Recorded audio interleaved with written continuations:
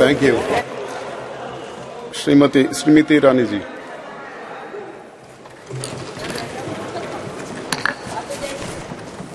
अध्यक्ष महोदय, आज इस सभागार में मां भारती का नमन कर मेरे संसदीय क्षेत्र के हर एक नागरिक का आभार व्यक्त कर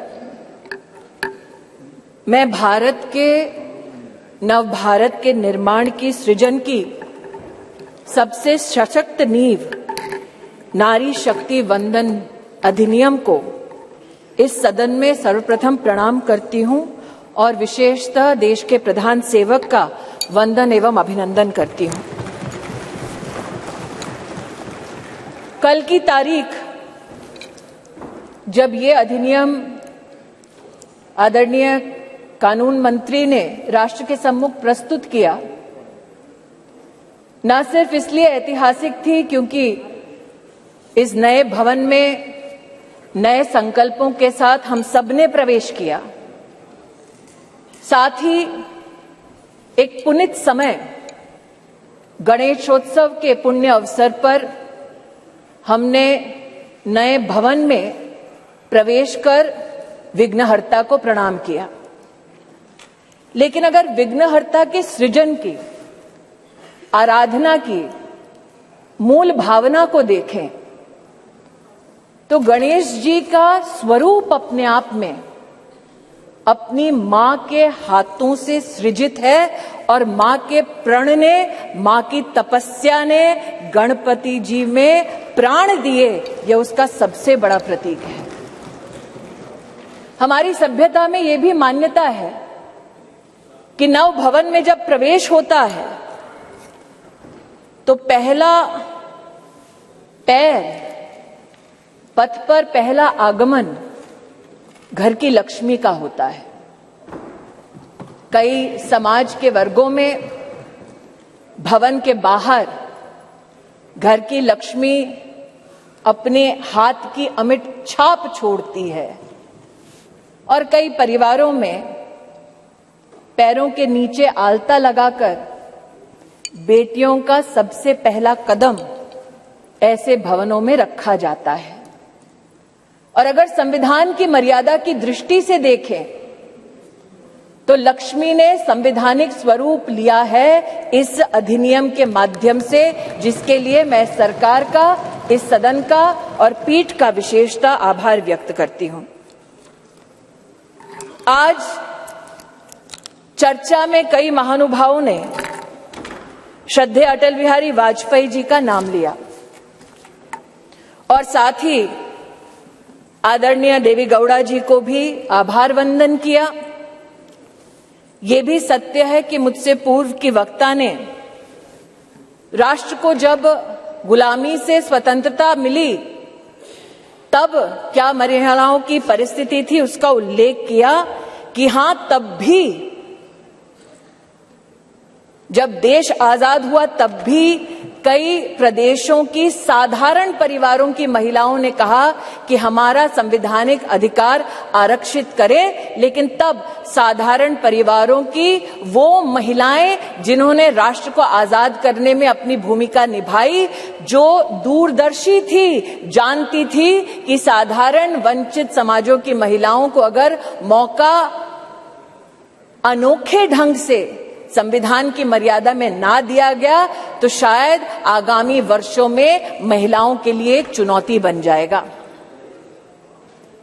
आज मैं उन महिलाओं की दूरदर्शी सोच को वंदन करती हूं।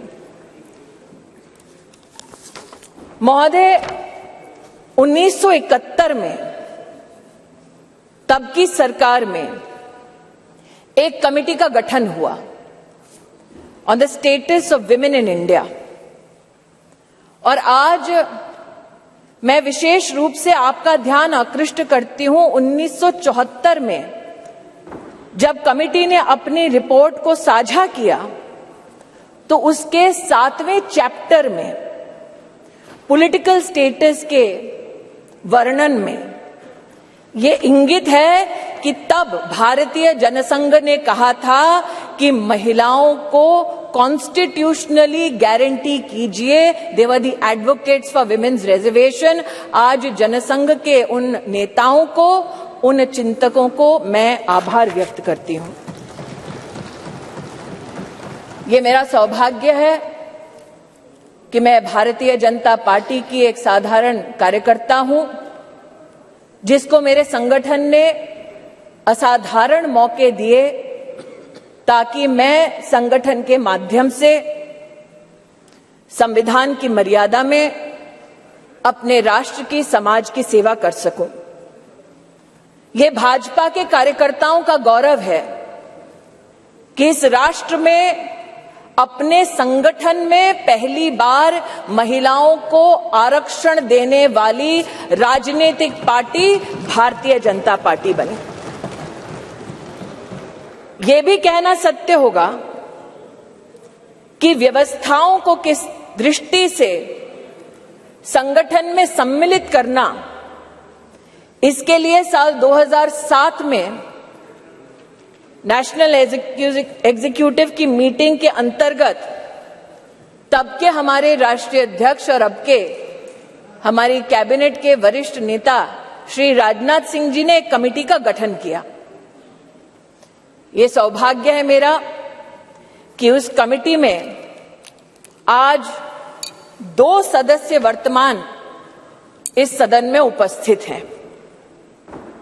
आज उस कमेटी जिसकी अध्यक्षता श्रद्धेय सुषमा स्वराज जी ने की, आज उस कमेटी की एक और सदस्य जिनका देहांत हो चुका है, किरण माहेश्वरी जी, और जो संगठन में आध्यात्म की दृष्टि से मेरे मार्गदर्शक रहे, ऐसे श्रद्धेय बाल आपटे जी हमारे बीच नहीं हैं। मैं उनके योगदान के लिए उनको नमन करती हूं। यह भी उचित होगा अध्यक्ष जी कहना कि उस कमेटी में नजमा हिप्तुल्ला जी थी, उनका आभार वंदन करती हूं। सुमित्रा महाजन जी थी, जिन्होंने बार बार लगातार अपनी पुण्य भूमि से, इंदौर से चुनाव जीतकर हम सबका गौरव बढ़ाया। उन्होंने स्पीकर की भूमिका में महिलाओं का राष्ट्र भर में गौरव बढ़ाया। मैं ताई की अनुपस्थिति में ताई को प्रणाम करती हूं। और कमेटी में 2 और महानुभाव थे जो विद्यमान है वर्तमान के सदन में, जिन्होंने महिला आरक्षण भाजपा के संगठन में कैसा हो उसको सुनिश्चित किया, जो आज मोदी सरकार के मंत्री हैं, आदरणीय किशन रेड्डी जी और किरण रिजिजू जी। मैं आपको भी आभार व्यक्त करती हूं। महोदय, they say success has many fathers and failure has none। और इसीलिए कल जब ये प्रस्ताव सदन में आया तो कुछ लोगों ने कहा हमारा बिल है, कुछ लोगों ने कहा हमने चिट्ठी लिखी, कुछ लोगों ने कहा कि ये पूरा का पूरा संवैधानिक निर्माण हमारा था। आज ऐसी एक सम्मानित नेत्री ने सदन में अपना वक्तव्य रखा, लेकिन उनका मैं एक विशेष रूप से आभार व्यक्त करती हूं कि 2 विषयों पर उन्होंने ऑन रिकॉर्ड स्पष्टीकरण दिया है। हमको बार बार बतलाया जाता कि एक विशेष परिवार ने 73rd, 74th amendment to the constitution पारित करवाया। आज मैं आभार वंदन करती हूं कि पहली बार स्पष्टता हुई इस सदन में उनके द्वारा कि ये पुण्य काम पीवी नरसिम्हा राव जी ने किया, जिनके मरणोपरांत उनके ही पार्टी के हेडक्वार्टर में उनको नमन करने का मौका नहीं दिया गया। दूसरा, ये कथन कि अभी क्यों नहीं और ये वक्त हमारा बिल है तो अभी करिए। तो महोदय, ये उस बिल की प्रति है जिनको वो हमारा कहते हैं। उसमें अगर आप दूसरे पृष्ठ पे 2B और 3B पढ़ें, और ये वो है जो कांग्रेस पार्टी कहती है यूपीए की सरकार में राज्यसभा में पारित हुआ और फिर लोकसभा में प्रस्तुत हुआ।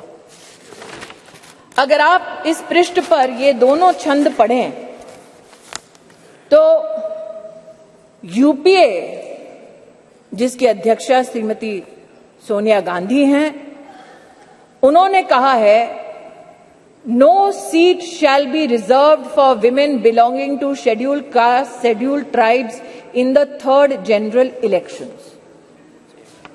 3B पढ़ें तो उन्होंने कहा, प्रस्ताव दिया, no seat shall be reserved for women in the third general election. अर्थात आज की सरकार जब यह अधिनियम लागू होगा तब के बाद 15 वर्षों तक महिलाओं को रिजर्वेशन गारंटी करती है, मोदी की गारंटी है। लेकिन अगर कांग्रेस पार्टी का प्रस्ताव आप पढ़ें तो उनका प्रस्ताव ये था 2B और 3B में कि no seat shall be reserved for women in SC/STs in the third general election, no seat shall be reserved for women in the third general election. Congress का प्रस्ताव था कि 10 साल औरतें मेहनत करें, लेकिन 15वें साल में आपका अधिकार आपसे छीना जाएगा। आज मैं अभिनंदन करती हूं प्रधानमंत्री जी का, हमारे न्याय मंत्री का, जिन्होंने कांग्रेस की इस अभिलाषा को निराश किया।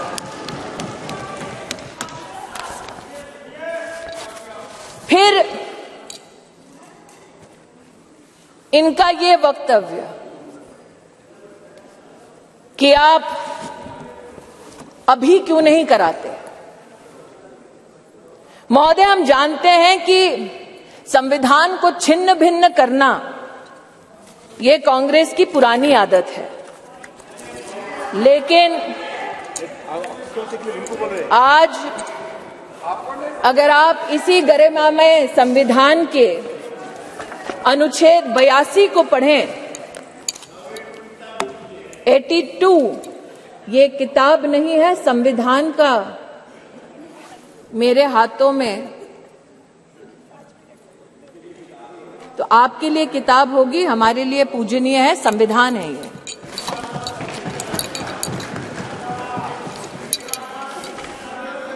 आर्टिकल 82, और आपकी अनुमति से पढ़ना चाहती हूं। Upon the completion of each census, allocation of seats in the House of the People to the states and division of each state into territorial constituencies shall be readjusted by such authority and in such manner as Parliament may by law determine, provided also that until the relevant figures for the first census taken after the year 2026 have been published. तो क्या ये विपक्ष के नेताओं का मत है कि जो संवैधानिक प्रक्रिया इंगित है संविधान में, उसकी अवहेलना हो? Should we not abide by the Constitution? Is that the position taken by leaders of the opposition parties? That is my humble suggestion and submission. फिर यह आरोप लगाया गया कि आप ओबीसी और मुस्लिम रिजर्वेशन क्यों नहीं देते। मुझसे ज्यादा अनुभवी लोग जो वर्तमान में बिना माइक के और पीठ की परमिशन के दांत चबा चबा कर बोल रहे हैं, उनको शायद इस बात का आभास नहीं कि संविधान में धर्म के आधार पर आरक्षण वर्जित है।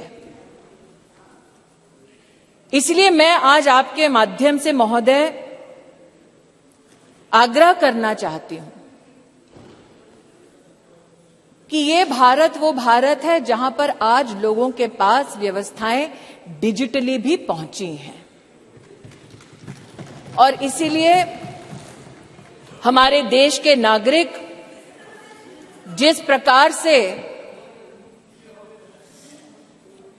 विपक्ष भ्रमित करने का प्रयास कर रहा है, उस भ्रम में ना फंसे, इसलिए तथ्यों का रिकॉर्ड पर आना उचित है।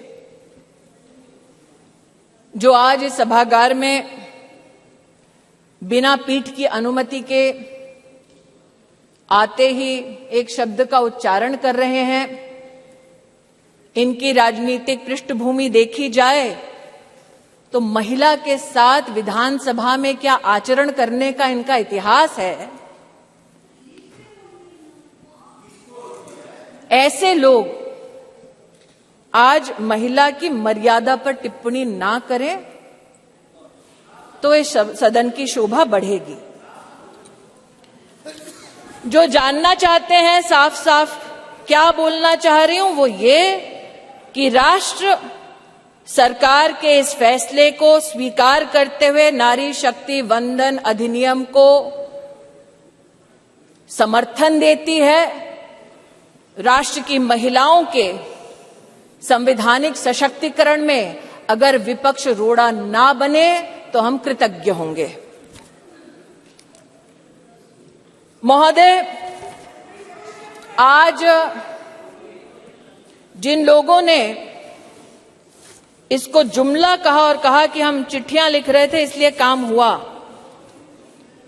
कम से कम उन्होंने इस बात को स्वीकार किया कि सरकार में प्रधान सेवक ऐसा कि इतने विराट दिल का कि आप उनके साथ पक्षपात करते रहे। जब आपके साथ सत्ता थी आप बार बार उनका अनादर अपमान करते रहे, लेकिन उन्होंने बड़ा दिल दिखाकर आपके हर कम्युनिकेशन को पढ़ा, आपसे चर्चा की।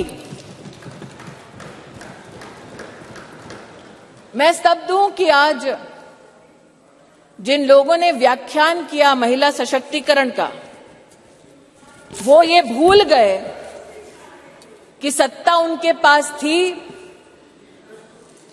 चमन उन्होंने लूटा, वरना आज जैसा कि प्रधानमंत्री जी ने कहा कब का ये गुलिस्तां हो चुका होता और हम जो साल 2014 में माननीय प्रधानमंत्री जी के नेतृत्व में देश की सेवा के लिए अनुग्रहित भाव से इस सदन में आए, हमने तब से लेकर अब तक महिला उत्थान के लिए विभिन्न इकाइयों के माध्यम से, योजनाओं के माध्यम से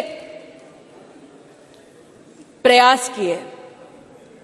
इस सदन में महिलाओं के लिए टॉयलेट्स बनाने की बात हुई, इस सदन में महिला को किस प्रकार से घर दिलवाया उसकी बात हुई, लेकिन महिला सशक्तिकरण माननीय प्रधानमंत्री जी के लिए एकमात्र टर्म से संबंधित, योजना से संबंधित संकल्प नहीं। जब से उन्हें भारतीय राजनीति में राष्ट्र की, प्रदेश की अपनी सेवा करने का मौका मिला, तब से उन्होंने कहा कि मातृशक्ति गवर्नेंस का केंद्र बिंदु होना चाहिए, क्योंकि इन्हीं महिलाओं के माध्यम से प्रदेश और देश विकसित हो पाएगा। उसके आपके सामने 2-3 उदाहरण रखना चाहती हूं। एक, साल 2006 में जब माननीय प्रधानमंत्री जी के पास प्रदेश में मुख्यमंत्री की जिम्मेदारी थी तो उन्होंने जेंडर इक्विटी की पॉलिसी बनाई, लेकिन मात्र पॉलिसी तक सीमित नहीं रहे, अपने 10 अलग अलग विभागों के माध्यम से उन्होंने जेंडर बजट को भी प्रस्तुत किया। और जो आज कह रहे हैं कि मुद्दे पे आओ, तो मुद्दे की बात ये कि जब उनकी सरकार थी तो जेंडर बजट की दृष्टिकोण से साल 2013-14 का आंकड़ा था 90,000 करोड़ और मोदी की सरकार में 23-24 का जेंडर बजट अगर आप देखें तो वो है 2,23,000 करोड़। ये मुद्दे की बात पर आना चाहते हैं। मुद्दे की बात ये कि जब प्रधानमंत्री जी के पास प्रदेश की जिम्मेदारी थी तब उन्होंने बेटियों की शिक्षा के लिए अपने आप को समर्पित किया। ड्रॉप आउट रेट 18% था। प्रधानमंत्री जी के मुख्यमंत्री के कार्यकाल में ड्रॉप आउट रेट 1% हुआ और आज प्रधानमंत्री की जब उनको जिम्मेदारी मिली है तो राष्ट्र के इतिहास में पहली बार राष्ट्रीय शिक्षा नीति में महिलाओं के लिए अलग से फंड का, जेंडर इंक्लूजन फंड का प्रावधान करने वाली सरकार नरेंद्र मोदी की सरकार है। ये कहते हैं मुद्दे पर आओ, तो मुद्दा ये कि जब प्रधानमंत्री जी के पास प्रदेश की जिम्मेदारी थी तो उन्होंने ई ममता एक कार्यक्रम शुरू किया ताकि गर्भवती माताएं, बच्चे उसके माध्यम से सरकारी व्यवस्था से उनका बेनिफिट ट्रैक हो सके, कौन वंचित है उस तक हम पहुंच सके। और आज नरेंद्र मोदी जब देश के प्रधानमंत्री हैं तो राष्ट्र के इतिहास में पहली बार पोषण ट्रैकर के माध्यम से देश के 7.5 करोड़ बच्चे और 2.5 करोड़ महिलाओं को पोषण अभियान के माध्यम से डिजिटली सेवा पहुंचाई जाती है। ये कहते हैं मुद्दे की बात पर आओ, तो मुद्दा ये कि जब प्रधानमंत्री जी के पास प्रदेश की जिम्मेदारी थी तो उन्होंने मां वात्सल्य योजना की शुरुआत की, जहां महिलाओं को लगभग 1.5 लाख रुपए के माध्यम से जिनकी एनुअल इनकम थी उनको 4 लाख से ज्यादा की मेडिकल ट्रीटमेंट सरकारी व्यवस्थाओं में देने का काम नरेंद्र मोदी जी ने किया। और आज आयुष्मान भारत योजना के चलते 10 करोड़ गरीब परिवार, 10 करोड़ गरीब महिलाओं को सुविधा, 24,000 से ज्यादा अस्पतालों में, 1,60,000 से ज्यादा स्वास्थ्य केंद्रों में सेवा देने वाली सरकार मोदी की सरकार है, भाजपा की सरकार है। इसलिए जो कहते हैं कि महिला सशक्तिकरण मात्र आज एक चुनावी मुद्दा है, उनसे कहना चाहती हूं, नरता का आदर्श तपस्या के भीतर पलता है, देता वही प्रकाश आग में जो अभित जलता है।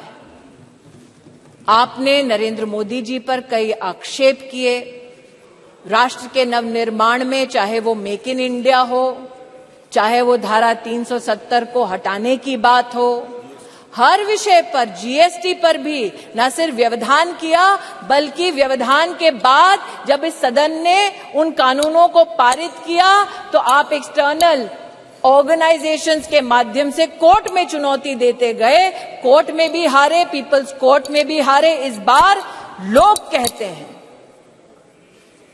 कि 27 साल नहीं, अगर आप जनसंघ की पृष्ठभूमि देखें तो 1974 से हम प्रमाणित कर सकते हैं कि हमारी आइडियोलॉजी ने, हमारे ऑर्गेनाइजेशन ने बार बार कहा कि आप संवैधानिक ढांचे की मर्यादा में महिला का आरक्षण गारंटी करें। मोदी आज इस अधिनियम के माध्यम से महिलाओं को जो वंचित है वो अधिकार गारंटी कर रही हैं और इसीलिए पूरे सदन से विनम्र आग्रह है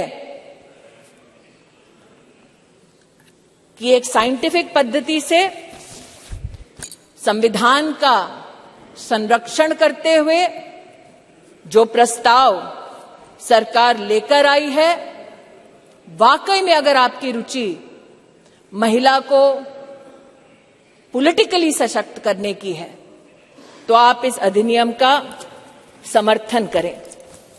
अंत में कुछ लोगों ने अपने वक्तव्यों में यह भी कहा कि आप रैंकिंग देख लीजिए। मैं उस पर एक स्पष्टीकरण देना चाहती हूं महोदय।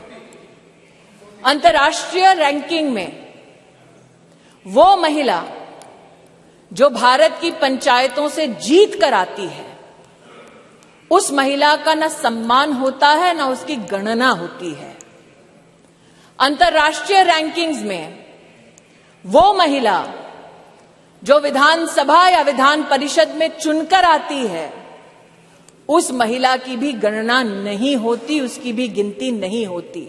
अंतर्राष्ट्रीय रैंकिंग में जो महिला लोकसभा में, राज्यसभा में चुनकर आती है, उसकी भी गणना नहीं करते। वर्षों वर्ष से चला आ रहा था सिलसिला।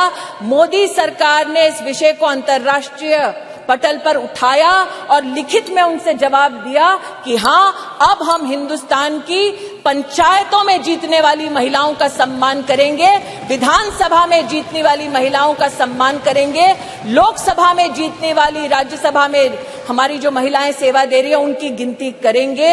We have made women count and it is time for you to step up in the opposition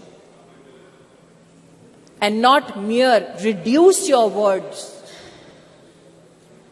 to paper, to speech, but speak with action and support Nari Shakti Vandan Adhiniyam. Dhanyavad. Thank you. Shri A.M. Arif ji. Arif ji. This is a constitutional amendment. This is a constitutional amendment. No, he's not there. Arif. A.M. Arif. Yeah. Sir, thank you, Speaker, sir. Sir. Arif ji. She's not the concerned minister.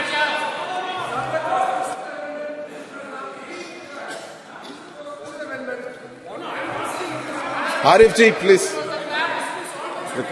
Keep the house in order, sir. Sir, keep the house in order. Please be seated.